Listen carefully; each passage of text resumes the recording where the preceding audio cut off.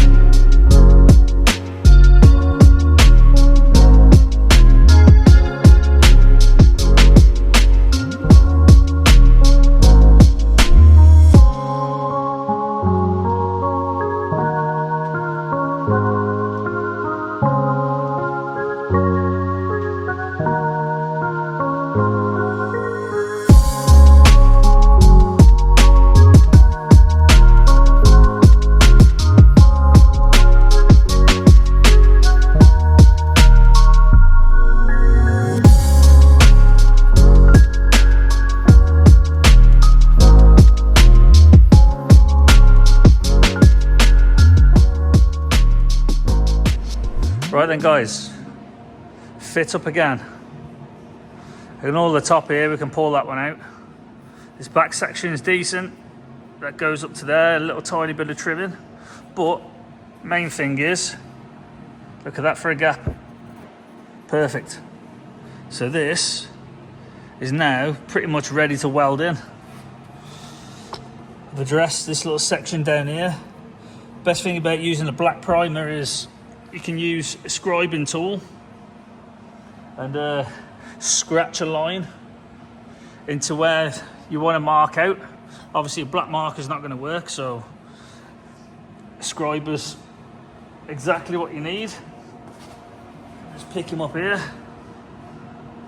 That's the badger. So yeah, anything that overhangs, you just scratch it with this. It gives you a nice little place to mark, and then you can use that to cut out or whatever you want to do. But a little tiny notch off here, and this is going to be perfect. That's the main section there. That's perfect.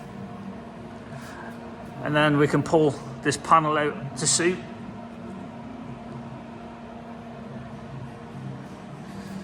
Needs a bit of fettling to get this angle right here, but we can tack in places here, here, here, and here. Then pull this bottom section in so it marries up to the sill. Just a bit caught up, but as you can see now, there's only a little bit of overhang, and what we're going to do is we'll use the flap disc. So I'll shorten this a bit. Sorry for making your motion sick, but this is as awkward for you as it is for me. See, that pulls in nice there. That pulls in nice. So there won't be any gap because it'll all be fully welded in. It's matched up to the inner arch now. And yeah, just like that. So next up, it's going to be welding. Winning.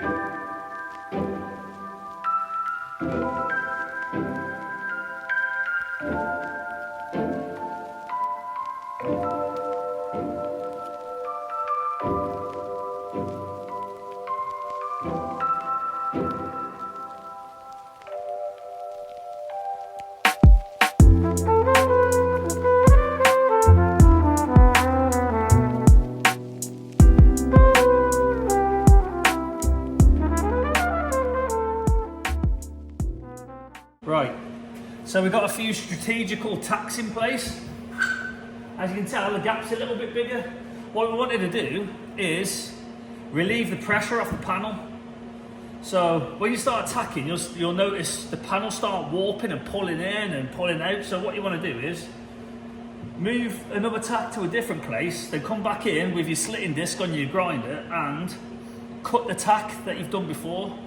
You're not trying to take metal away, but just like literally cut the tack, and follow where you've gone around already just to relieve the pressure. That's what I find easiest. Other people are like, bang some water on a wet rag or something. You're using a welder, you're just going to get electrocuted, and it's not nice. I don't like it. But another weapon you can add to your arsenal is something that we call butt clamps in the trade, or butterfly clamps. And what these do is, these go through the gap, like so. Then they use this little metal block that you can feed in from the back. Then you can tighten it up and it pulls the panel flush. And then you have to strategically tack, so you go one here, one there, one there, one here, one there. There's no real rules of how you want to do it, but you want to distribute the heat evenly and try and keep as much heat out of the panel as possible. I mean, if I had about a year to do this car, I'd be using the TIG welder, but that's not going to happen. So, as you can see now, there's literally one clamp holding this here, and that's just to pull the panel out a touch, but that's flush.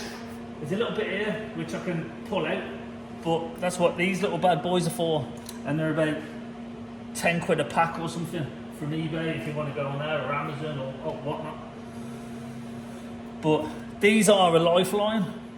I mean, you're not trying to get these things butted up so they're absolutely flush with each other, because you're just going to put too much pressure as the heat stretches, shrinks the panels. Then it'll just bow the whole panel, and we want to try and avoid that as much as possible. You're not going to get rid of all of it, but you want to minimize it. So up next is fitting these. Ideally you want 2 people, so you got one in the car and you can feed these through, and then someone on the back end giving you the instruction to tighten. I don't have that luxury, so it is one man on deck, unfortunately. So the next up is these in place. Winning! Right, we've got some of the butt clamps in. Not as many as we would have liked, but hey, it is what it is. They pulled some of these areas flush that we needed. I mean, sometimes you just can't win all wars, but if you've got a scriber or something, you can just lever the panels out a little bit and just massage them out. So you want to get them flush, so lever it out, tack, move it along, tack, and hey presto, eventually you'll get to where you need to go. So yeah, we're going to start tacking the rest of this in. I'm having a couple of mask issues. I believe the batteries are low on it, so I'll have to go out and get some more batteries. So I'm probably going to be tacking while I'm not looking, which is sort of everything that goes against what I believe in. But as long as I don't look at what I'm doing, it shouldn't be too bad. But I'll be back on mask duty as soon as I can. So let's go. I know you're scared, you wanna hide away sometimes. I know you heard from everyone telling you lies. I bet you just wanna lose your mind. I know you heard, I know you heard. Let it out, just feel it. Let it out, cry it all out to me. When you're down, when your heart stops beating, you got me, you always got me. I'll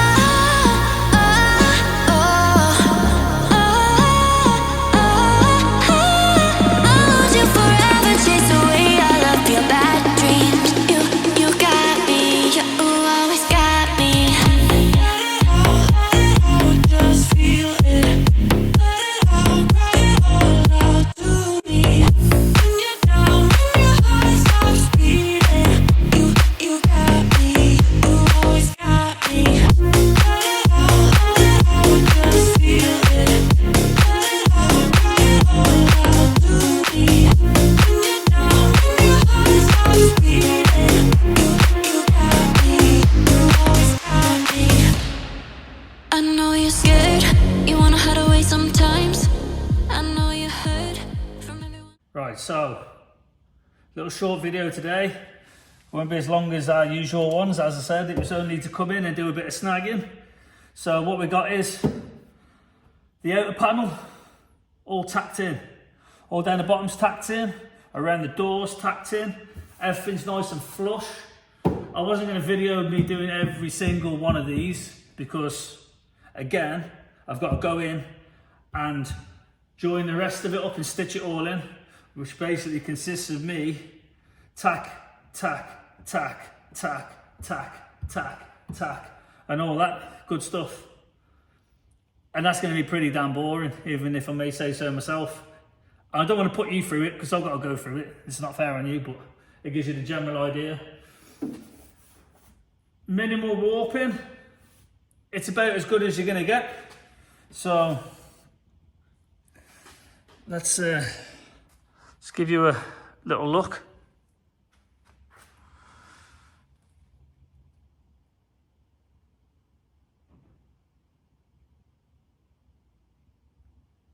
As you can see, the swage line lines up nice. All the arches, all inner arches done. It's a bit to trim off. Bit of gap to fill at this back section here. No biggie. Try and look down the line of the car if we can to show you everything's how it's supposed to look. It's not bowed or any funny shapes and not sticking out or anything. So yeah, job's a real good one. So once that's all stitched in, we'll be finishing it off, and then this panel will be zinc primed. And then what I'll do is I'll do a punch all the way along here, and I can cheat. As I say, the main aim of the game is to make it look like it's never been restored. And I've got an offcut from a really, really clean car that I've done in the past that needed some arches doing. The arches probably didn't need doing, but it was starting to go a little bit here, and the customer was like, absolutely need a mint one, which works for me because I can use this as a reference there. It's a bit battered, but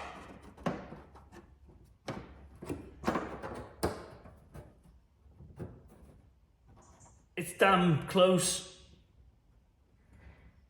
So hopefully everything's going to line up as it should. Also gives me the option of putting the original spot weld marks in, and I've got a punch for that. I don't spot weld them in, I bond them in. So I could bond behind there, and I'll be using a punch just to put the line, put the look of the spot welds back in. So yeah, hope you enjoyed this little extra video. It's not part of the main series, but I believe it will help. So please like, share, subscribe, comment, and let me know what you think. Have a good one, guys. Bye.